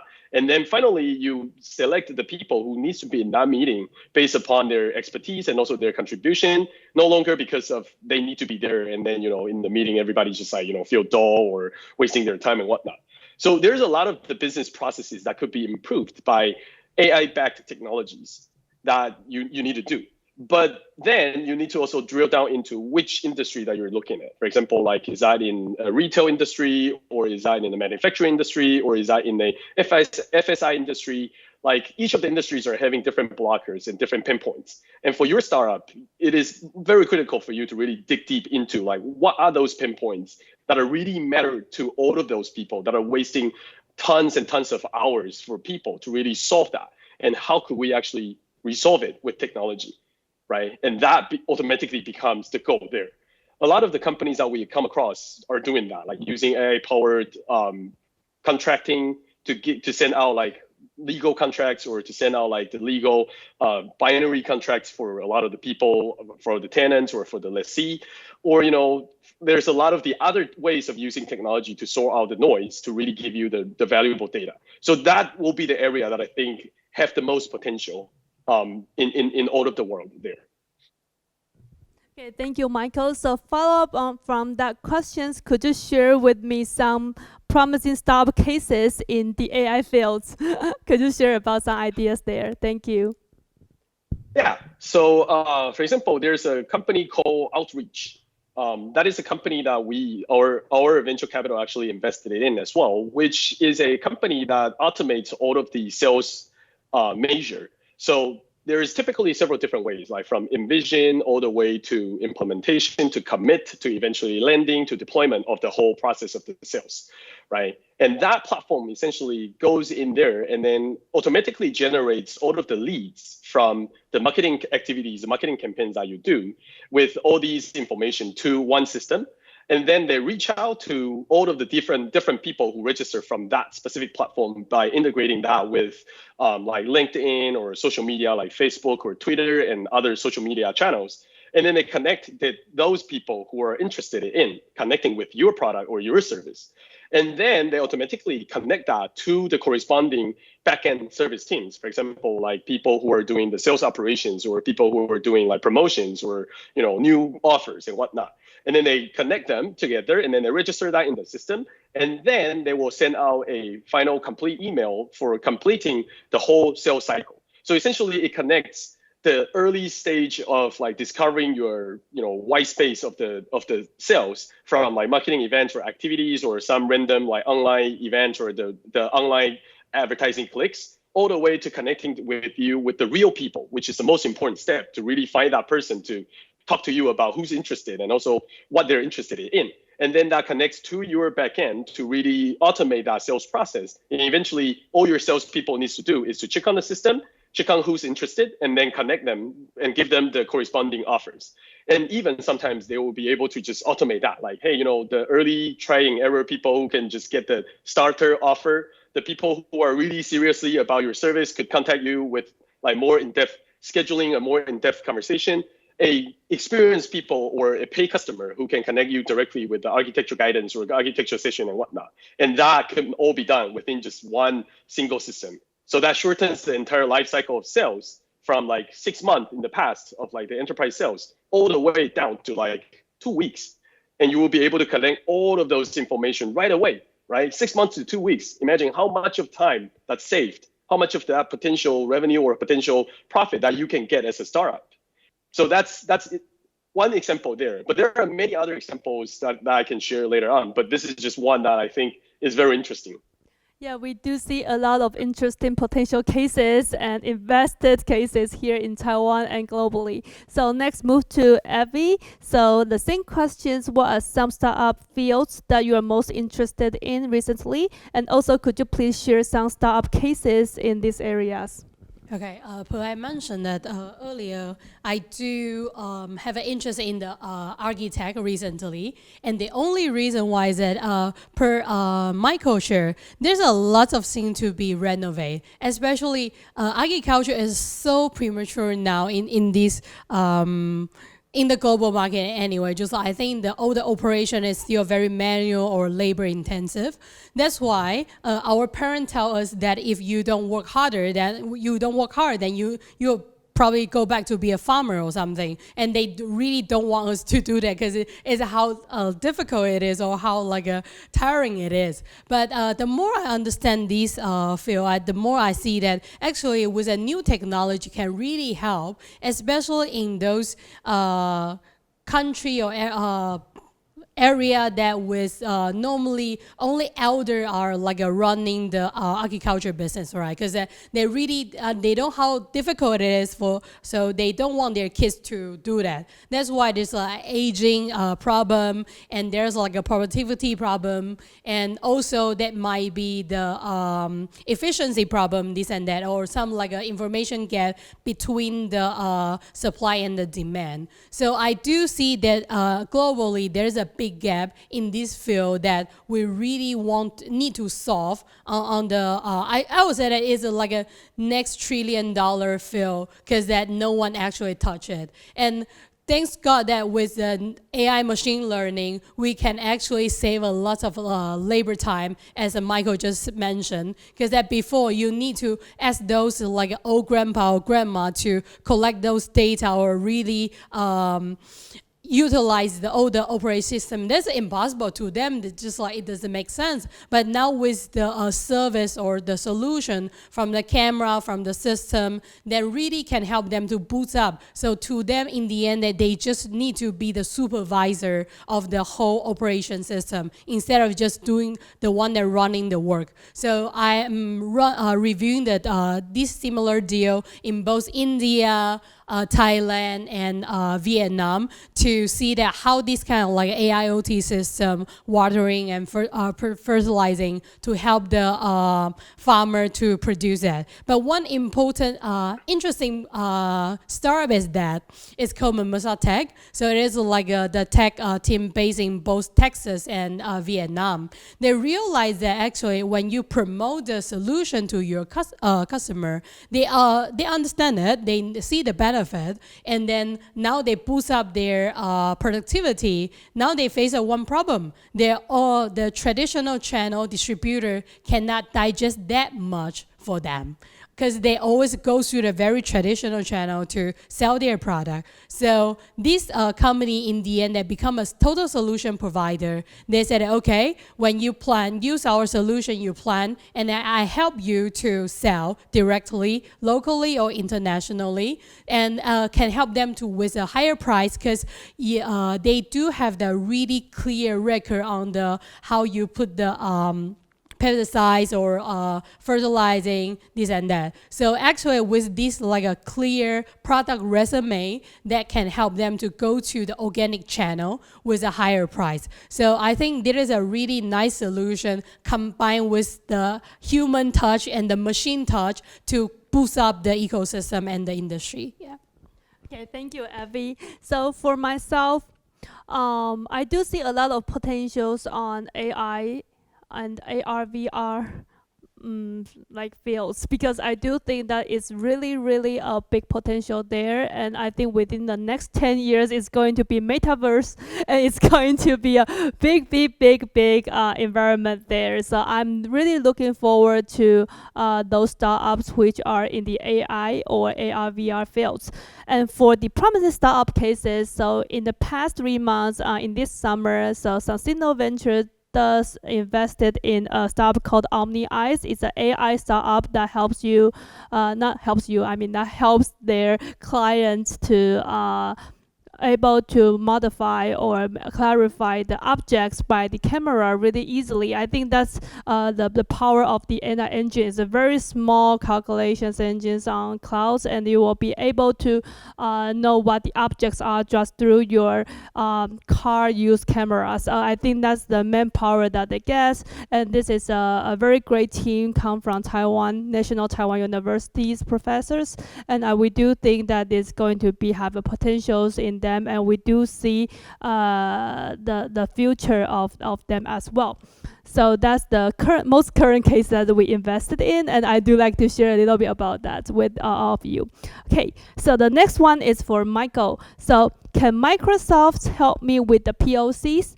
What kinds of help Microsoft will provide to me to realize my POC? That's a great question. Microsoft does POCs all the time. And for startups especially, I think that is a very, very good and critical question. So depends on what stage you are. So typically when you're talking about POCs, meaning that you must be very close to doing your product and productizing your stuff. And Microsoft have, like, for example, the startups.microsoft.com gives you the free credits, the free tools and everything. You can book people's time through that portal as well to essentially validate your business ideas and your technology ideas to see if that fits. And additionally, in addition to that, you can also book specific meetings with your potential customers or potential board of advisors from Microsoft or from our partner ecosystem to be able to join you and also to say, hey, this thing actually works, or this thing actually doesn't really work that way, or this thing could actually be improved in such ways. So there are multiple different ways of doing so. And finally, the last stage of the POC will be if your product is ready and you wanted to test out in one of your customers and whatnot.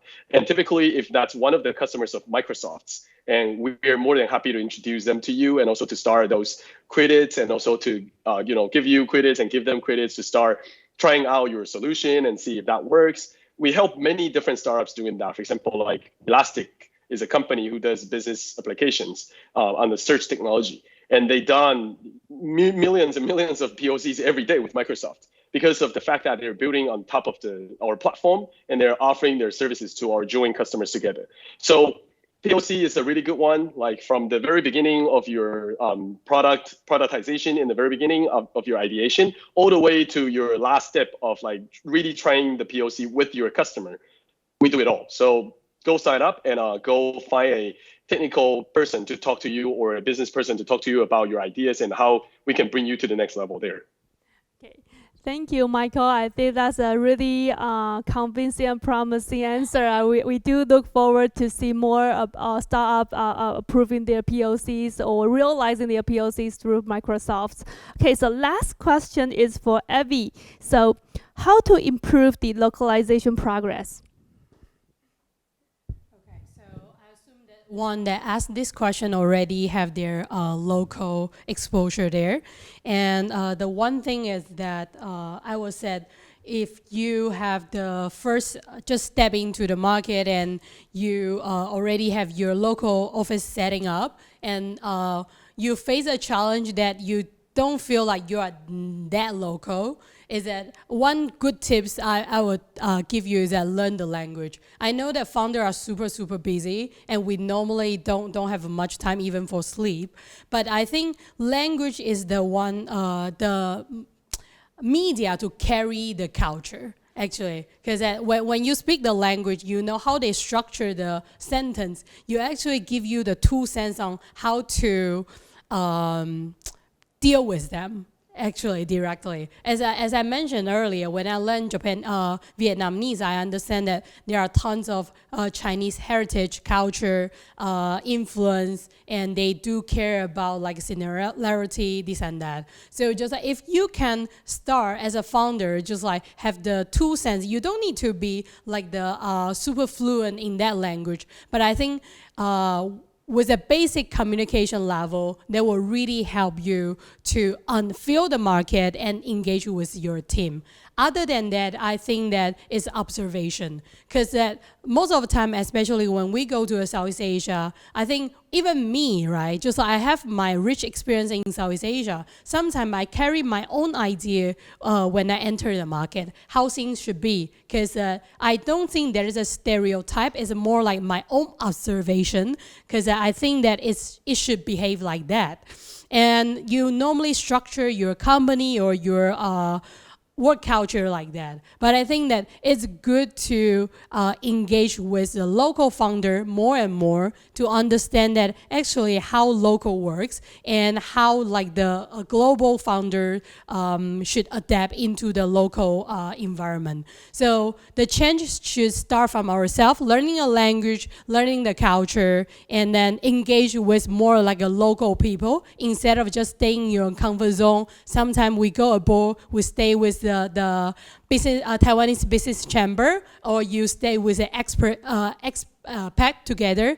I think only dealing with a local will help you to really deep dive into the market. Yeah. Okay, thank you, Evie, for the great sharing. So before we end these seminars, I want to ask both of the sharers today to give us one final suggestions. So let's start with Michael. Thank you. Yeah, so to sum up with one sentence, it's kind of hard, but I will try. So I would say stand on the giant's shoulders. Don't reinvent the wheels. Know what's your strength and be the best in that area. So that will be all of the things that I share, and choose the right platform, of course. Thank you, Michael. That's really, really important. Always know what know the environment, know the problems, know what you are dealing with, knows your teams, knows the markets, and that's all what you said, right? Okay, so the next one is for Evie. Could you provide one final suggestions to all the attendants today? Actually, I do that in my opening of my pitch, right? So remember that sentence show in my deck is that running the election, winning the election in the 255 million country is hard, but pleasing everyone is impossible. So make sure that you choose your battle, learn their behavior, and really deep dive into that, focus on that, then you will win the business only in them. Thank you, Abby. I think that's really great sharing as well. We do look forward to see all of the startups that join in today. I think because we are all very active, you might be able to see us in many different demo days, events, or meetups. So we do look forward to meet you in person someday. And I do hope that you can fill up the feedback form, so we will be able to collect all your answers. And if you do have the other questions for 3 of us, feel free to put that in your feedback form as well, and we will be answer those questions for you personally. And so today I would like to end up here. I would like to thank Michael and Abby here again, because they are really sharing us some precious suggestions today. So thank you again, Michael and Abby. I know it's very late your time, Michael. It's almost 12 o'clock there. Thank you for joining us from Seattle, and thank you for Abby to join me here. So that's the final here. So I'm going to end up the seminar here. So let's say goodbye to everyone online. So thank you, everyone. Thank you.